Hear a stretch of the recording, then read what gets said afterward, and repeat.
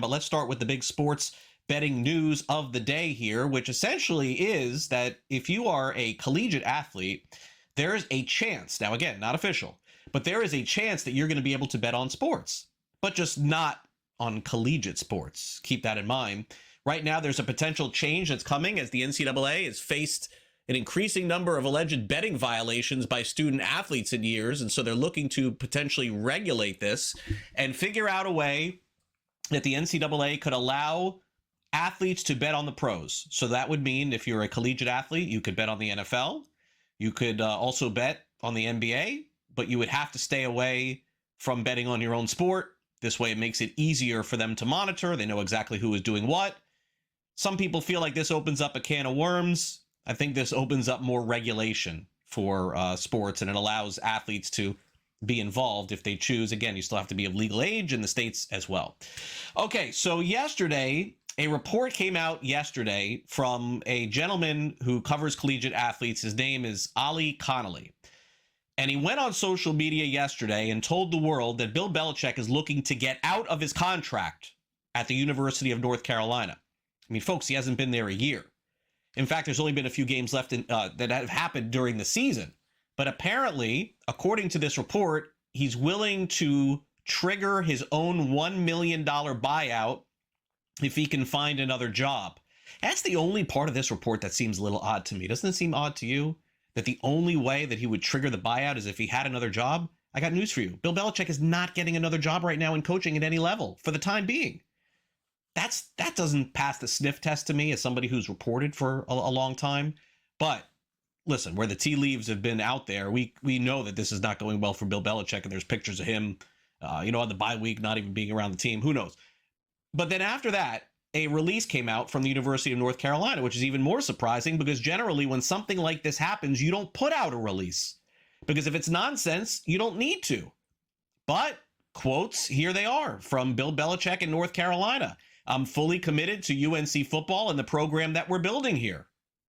Why does a statement even need to come out? It's very, very odd story. Set of circumstances even odder. Hopefully we'll get some resolution. My prediction, by the way, for anybody that cares, is that Bill Belichick is not coaching another game at the University of North Carolina. There's too much out there for this to continue. We'll see. Don't bet on that, by the way. I'm not advising that bet. Okay, Phillies are back in the series with the Dodgers. They win last night and essentially clobber the pitchers on LA, including Clayton Kershaw. Kyle Schwarber hit 2 home runs, and they're alive and well in the series. They'll play again today. They're going to need to win again today to send this back to Red October at Citizens Bank Ballpark. If the offense of the Phillies comes alive, then yes, this could potentially be a series, but they're going to need to do it yet again today. We'll see if that ends up happening. Here's Kyle Schwarber, who has a ton of postseason experience, talking about what it's like. Yeah, I don't know. I mean, I've been very fortunate to be in a lot of postseason games in my career, and it's just the best form of baseball. I sincerely believe that it doesn't matter. Like I said, you could be hitting 100 or you could be hitting 500. Did you win the game at the end of the day? That's all that matters. So, that's why it's just such a fun format. You're just grinding. You're trying to find a way to win a baseball game, and it's going to work out. Sometimes it's not going to work out, but at the end of the day, the preparation is still going to be there. The intensity is going to be there, and the buy-in from everyone's going to be there. We had an early opportunity in that first situational at bat versus Nola, and then they, after 2 innings, they went to Ranger. Tommy leads off that, gets that first homer. And then after that, I just felt that we just couldn't put anything together versus Ranger, the cutter, the sinker, the changeup mix, and just obviously really didn't threaten in any capacity. And he threw the ball well tonight.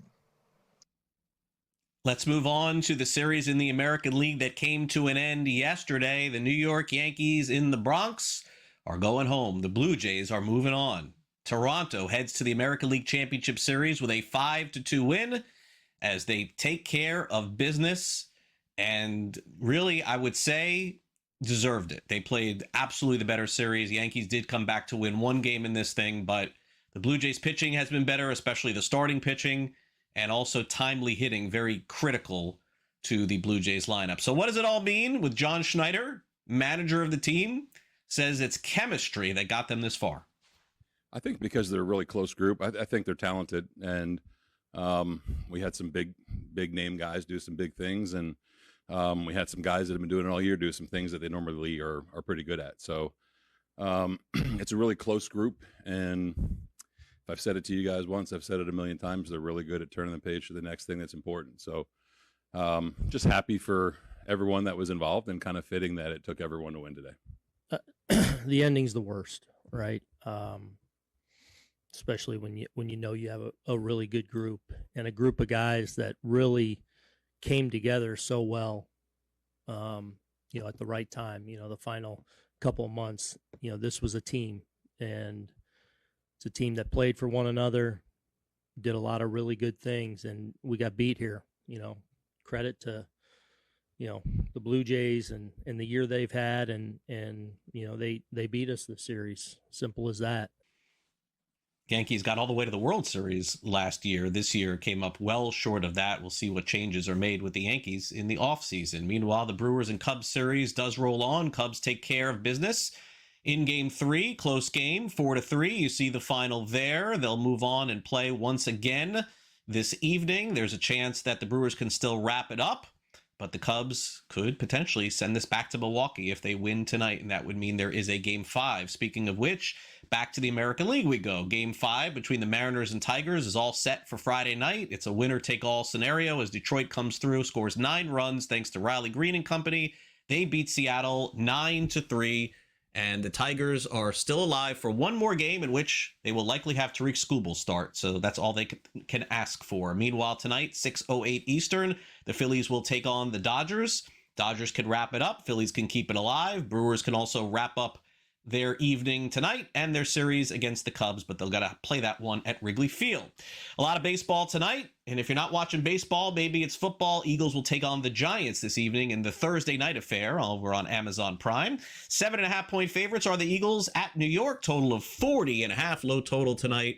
A lot of these Thursday night games tend to be low scoring. The Cleveland Browns, Kevin Stefanski, says that he's not yet ready to name Shedeur Sanders the number 2 quarterback. Now that Joe Flacco is in town, it'll be Sanders or Bailey Zappi. Jaguars make a trade yesterday, getting cornerback Greg Newsome and send Tyson Campbell to the Browns. Brock Purdy for the San Francisco 49ers this week, not practicing. It looks like Mac Jones could start again this week against Tampa Bay.